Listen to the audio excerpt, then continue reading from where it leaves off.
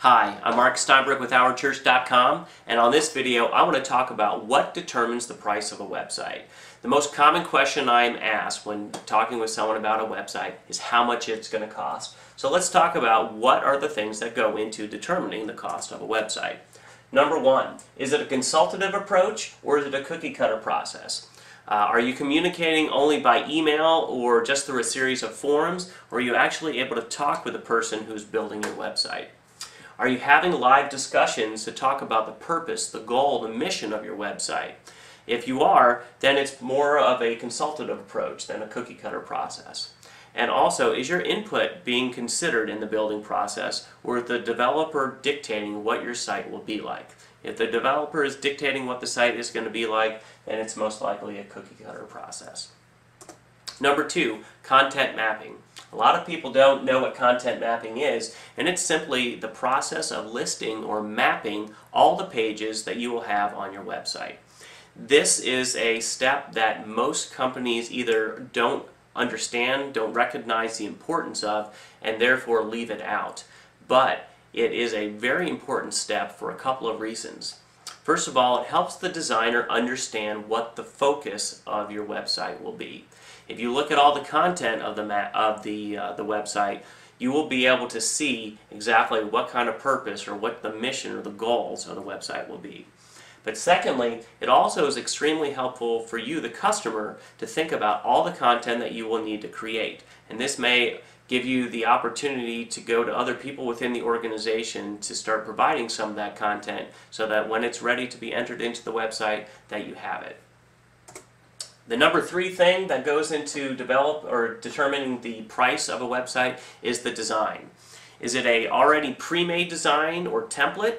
And if so, the cost will most likely be much lower. If it is something that is designed from scratch, then that's going to impact and increase the cost of the website. Number four, the functionalities of the website. If a website doesn't have many functionalities, or it's very basic functionalities, or it's more or less just like an online brochure, that's going to typically mean a lower cost within the website. However, if you have higher end functionalities, things like event registration, document management, online forms that can be filled out, shopping carts, things like that, that oftentimes will increase the price of the website. Content input. How much content is the website developer putting into the site for you, and how much are you putting in yourself?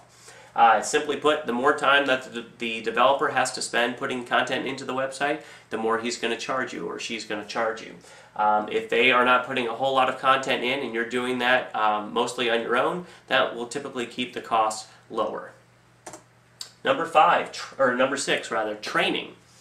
Are they training you on how to maintain the website, or are you either expected to know how to maintain the website yourself, or are they going to be providing some kind of a online training or video training? Here at OurChurch.com, with our Build It Yourself websites, we have some online pages that show you exactly how to do things on the website, and as a result, that keeps the cost down, but it is a more self-guided process. With our custom sites, on the other hand, we provide phone training as well as video tutorial training. And it's more of a consultative approach and a more in-depth training approach, and so the costs with our custom sites are a little bit higher than those of the Build It Yourself websites. Number seven, support.